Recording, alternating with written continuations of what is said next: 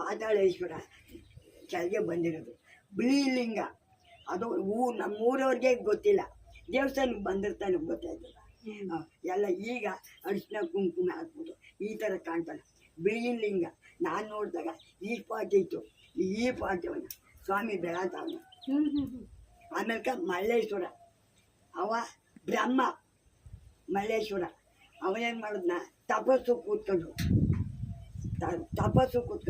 ಸರಸ್ವತಿ ಮದುವೆ ಆದರು. ನನಗೆ ಗೊತ್ತಿರೋದು ಹೇಳೋದು, ಸರಸ್ವತಿ ಮದುವೆ ಆದರು.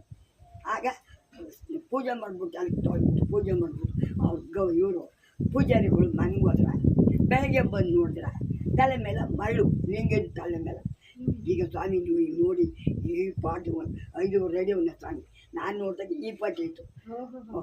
ಮುಂದಕ್ಕೆ ಬೆಳತ ಕೂತಾನೆ, ಒಂದು ತಬ್ಬು ಮೇಲೆ ಆಯ್ತಾನ ಸ್ವಾಮಿ ಮಲ್ಲೇಶ್ವರ.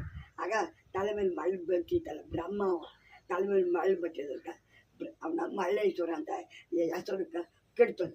ಅಲ್ಲಿ ಮದುವೆ ಆದದ್ದು ಸರಸ್ವತಿ.